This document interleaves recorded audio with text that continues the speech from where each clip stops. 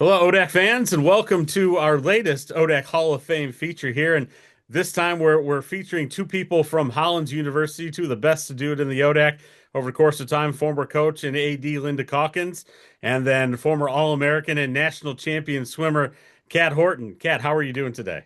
I'm doing fantastic. Thank you for having me. Lynda, long time no talk to. How are you today? Life is good.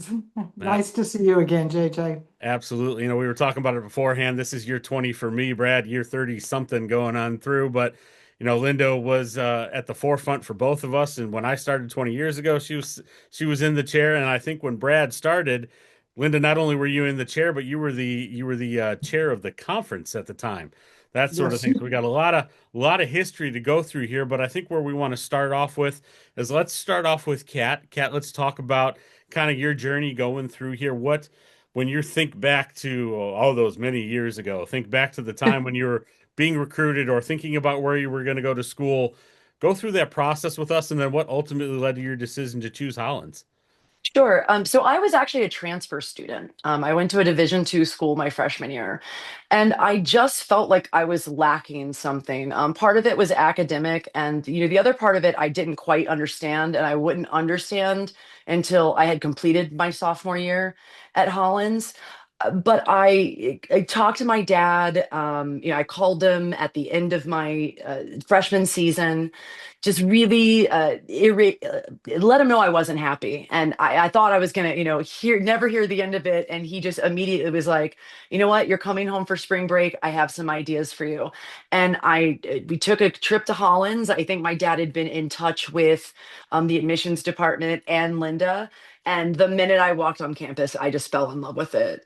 For me, it was really about having the balance of being able to be a student, but to also be an athlete, and to be an athlete with a team. The thing that's interesting about swimming is that while it's an individual sport, it's also a team sport. So it really kind of sometimes walks this fine line. And what I realized by the end of my sophomore year that I had been missing was a team that worked together as a team, that it wasn't always about the individual accomplishments, as much as it was about the team exploring those accomplishments together. So yeah, so that's kind of my journey that led me there.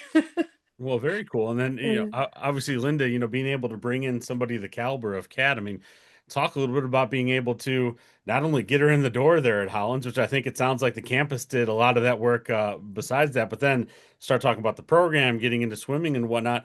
What was it like coaching somebody that would go on to be a two-time national champion and four-time All-American? I think Kat really said it well, though, on development of a team. I Kat may not remember, but her senior year in high school, I recruited her heavily, and I was so disappointed when she decided to go to Delta. But it made sense. It made sense. And then I remember her father calling, and I was like, "Whoa, baby!" It was really, really sort of nice. But what's challenging during that time is that you need to find a good grounding the for Cat, for the athlete, as well as providing a lot of challenge as you work with all members of the team and really continue to make it into a team experience, even though it is an individual sport, just like Kat said. And often teams that are individual pit people against each other. And I think what you need to do is pull them all together. And I think we were able to do that. And I think Kat was able to see that when she qualified for nationals. And her season was then extended several weeks. And basically, all the other swimmers, their season was over. But they came back, they continued their workouts and supported Kat through that whole thing. And that is a real joy, is when you find that group coming together to support the accomplishments of everyone. And I think we were able to do that during Kat's tenure. Kat, I had the chance for both you and Linda to be on campus a couple weeks ago and Mhm. present you with your medallions for your ODAC Hall of Fame recognition. And I know I'm going to start with Kat. I know it was probably a lot of nostalgia there for you. I saw some emotion Share with us a little bit about your journey the year that you won the national championship. I thought your story was fascinating and, kind of what led up to that. And then Lynda, I want to piggyback on that and talk with you about, your thoughts at the same time, right? What were your thoughts going in? Because I maybe you and Kat may have two different opinions. You may have the same. I'm not sure. Kat, we'll start with you. Yeah, I mean, for me, I really feel like the journey that I was able to take at Hollins, and I believe this is the difference for me of having attended a co-ed school and then an all women's institution, is no matter how strong of a woman you think you are, there's always something, at least for me, I will say, in a co-ed environment that was kind of holding me back. I didn't quite know what that was. And so when I was able to walk into an all women's institution and super little things, like I didn't care what I looked like when I went to class. I didn't care what I looked like when I hit the dining hall after practice. But not only that, it's just that building of the camaraderie with other women, and it became a very nurturing environment very quickly. I was able to find my own group of weirdos, so to speak. I had always been very much a little bit of like the odd girl out in a lot of my situations. And so I was very quickly able to find individuals there that just very quickly became my friends. I felt like I had a safe space. Not only teammates, but just professors and staff members and just friends, and I feel like that was a huge part of my journey, because coming into my sophomore year, I had qualified for nationals. My freshman year I had gone, so everyone knew coming into my sophomore year I had already qualified. Essentially, I just needed to make the time. And so everyone knew that. So the encouragement was there from like the minute I hit the campus, which was something like I had never experienced before. Because, much to what Lynda said, a lot of times with swimming, especially when you're on a team like I was, doing age group swimming my whole, middle school, high school tenure, I was on a team with some really big fish, Olympic swimmers, national distance swimmers, and that focus when you're kind of not the big man on campus is very different. And so when I walked into Hollins, I kind of got to experience in a way what all those other people had experienced. And what I was so pleased with was that it was that camaraderie. It was everyone was so excited for me. It didn't feel like anyone was jealous. It didn't feel like anyone felt like they weren't also getting attention. And much like Linda said, my teammates showing up for two practices when my season was over, I had never experienced something like that before. So it was just so amazing and encouraging. But I really feel like I was able to step into myself as an individual and really find out who I was. And having that little extra layer of confidence, I really believe was very important when I hit that pool deck at nationals to kind of go to that next level. You talked a little bit about the expectation of winning both, right? It was kind of like you're kind of what was the shock in your mind going into nationals and then the result, and then Lynda hop in to say, "Hey, I knew we had it in the bag. I knew it was going to be great," or I was holding my breath. I didn't know what was going to happen. So, Kat, we'll start with you, and then we'll go to Lynda. Yeah, well, I mean, the 100 fly was a complete surprise. I was definitely, I think I'm maybe slightly clinically mentally insane, because the 200 fly is my passion. It's my love. I love that event so much. And I think part of the reason I also kind of like it is that not a lot of people do it. And so it's a specialty event for that reason. So going into the 100 fly that first day, I expected maybe to be in the top 8, but never expected to win that. So that was a complete surprise. And I guess just going into that next day, like I knew that I wanted that 200 title, because that event was so important to me. And Mhm. it was very, very close. There's this great photo. There's this iconic photo of when I hit the wall and I looked up, and it was just that like fist pump, when you like look at the time clock, and I realized that I had like gotten that second title. But as much confidence as I had going into it, because you have to go in thinking I can do this. Hmm. 200 fly, I definitely thought I could do. 100 fly was a total surprise for me. Wow. Yeah. Linda, what'd you think? Well, it was an amazing race. I will say that. And a young woman from Connecticut College really had won it for a couple years, I believe, Hmm. wasn't it? And Yes. that last length, I swear, Kat just put her head down and went for it. And I was like, holy crap, this is fabulous. And, Yeah. and her fist pumping, my excitement was very Yeah. palatable. Yeah. I also want to say too, I think that was a testament to Lynda as a coach for really listening to me as a swimmer. And that's something I haven't talked about yet. That was the first time where I had really had a coach listen to me as a swimmer, because I remember looking at Lynda in the weeks before nationals saying, I want to break the 200 up. I want to break it up by 50. I want to feel what my pace is. I want to know what that pace feels like, what my stroke counts are. And we really worked on that and developed it, which is also another reason why I felt like going into that last, they always say with with any 200, you rely on your legs on the third 50 and your heart on that last 50. And that's Mhm. what I did. I put my head down and just like said to myself, this is it. Like, you either got it or you don't.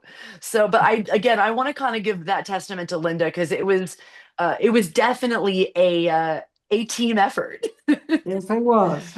Yeah. Linda, kind of switch gears a little bit here as we take a look at, kind of your career coming across. We talked coaching here with it, but you had a lot to do, not just with growing women's athletics at Hollins and whatnot, but growing women's athletics in the ODAC, helping with that when we're at a time when you started with it, there weren't that many female ADs in Division three, Mhm. let alone in the NCAA overall. I Right. think I think at one point we did a study in one of the women's and athletics symposiums that there were five women ADs at Division one at one point.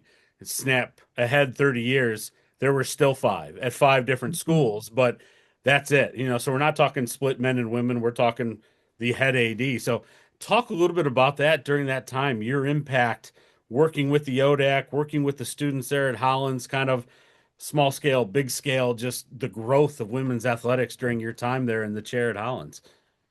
I think that it was a really pivotal time. I mean, it was, I came to Hollins in 85. So that was like 12 years, 13 years after Title IX really went into effect. And so that's where you started to see the growth come. And you wanted to see more coaches out there and in the things, and you wanted to see more women administrators, at least some of us did. Um, Oh, and and what was that was only 3 years. You came to Hollins only 3 years after the ODAC started women's athletics. I think it That was is correct. what And 82, Marge 83 Berkeley, when we started. Yeah. yeah, and Marge Berkeley was really fundamental in getting women's into the ODAC. And I'm so glad we're going to be honoring her a little later, because that was monumental in beginning to get women to go. And as I said a couple weeks ago, that when I went to the first ODAC meeting of the athletic directors and looked around, and I was like, where are the women? And the only women that were really there were from women's colleges. So Randolph-Macon Women's and Sweetbriar and myself. And then Bill McHenry from Washington and Lee. They had just gone co-ed and brought in Cinda Rankin as the senior woman administrator and associate athletic director. And she was there. And I was like, this is what we need to do. We need to have senior women administrators at this table. And I think that that was a learning curve for many of the people in ODAC as to actually, well, who is a senior woman administrator and what do they do? And so that took some time and we watched the growth of that. And I certainly hope it's continued. after my leaving. So it's been a good thing. And that was something that was important to me to see that, to be able to support other women in administrative roles. Kat, I think real quick, I know this wasn't on, anything we talked about beforehand, but and this is my own shortcoming in that I didn't look back deep enough to see that you were a transfer student coming in. So really kind of two different ways on this. You were at a co-educational school, coming to a single gender institution, being a women's institution at Hollins. Did you feel any of that growth of women's sports throughout your time there, either in transition from one school to the other or during your time in Hollins, and just from your own perspective, what you've seen since you've graduated? So, that's a really good question. I definitely feel like while I was at Hollins, I felt that shift a little bit. And I'd like to think that perhaps a part of that was what I was able to accomplish, because I also remember at the time there was a rider who had also won, I think it's the Kachi Cup, if I'm remembering that correctly. Some of the And Yeah. Castillon so, Cup, some of the very similar. Mhm. yeah. Yep. And Mhm. so I definitely think that Hollins was being nationally recognized. Like, I think people's interests were piqued. So I definitely feel like I saw an influx in my junior and senior year of athletes that were maybe wouldn't have considered a women's institution before. That did consider a women's institution because of what we were building. Um, I will say that I do think that I mean, just overall in general with women's athletics, I'll be honest that after I graduated college, I kind of disappeared from the world of athletics. So I Yep. wasn't paying too much attention. But I mean, I feel like if it's like anything else, with any industry, there's definitely been a growth in women being prominent. And I think that's just a sign of the times that as more women have been forward facing in public roles, whether it be education or business, we're just seeing that growth in general. Mhm. Lynda, I can speak firsthand for the impact that you had in the league and certainly the legacy that you left. You were always very forward about your desire to see more women at the table. I think we've accomplished that. I hope we've lived up to your expectation as we move forward.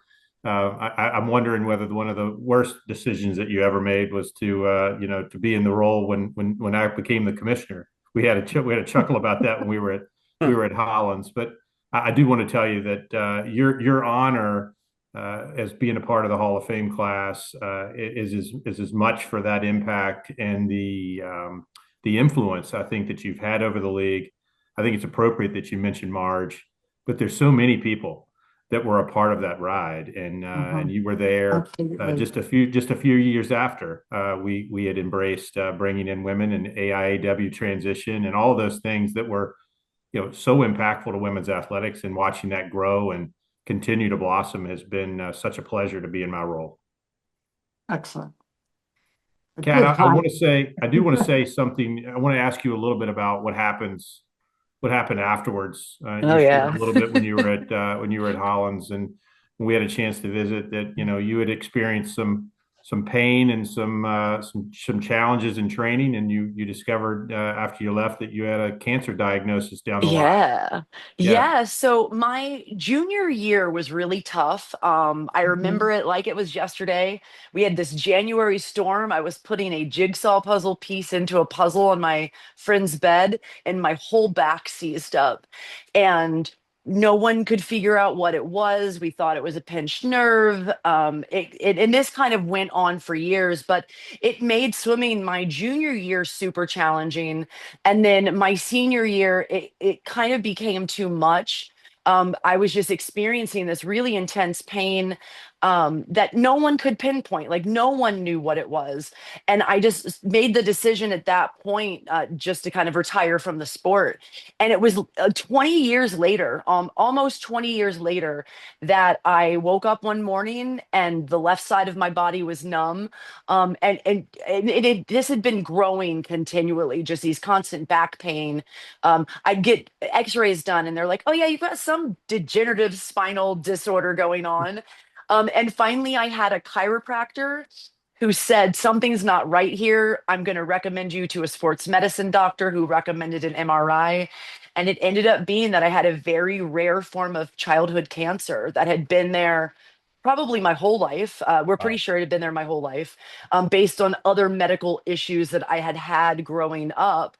But yeah, and it was like, it was putting a face to the monster finally. And so it's hard because as an athlete, and to no one's fault, honestly, as an athlete, especially my junior and senior year, I really held a lot of in my heart that I had done something wrong, or I wasn't working hard enough, or I wasn't training hard enough, or my heart wasn't in it. So it was, as hard as it was to go through surgeries and diagnosis and treatment, there was something sort of redeeming for me a little bit about knowing that I was never happy with how my swimming journey ended. So it was kind of nice to know it wasn't completely all me.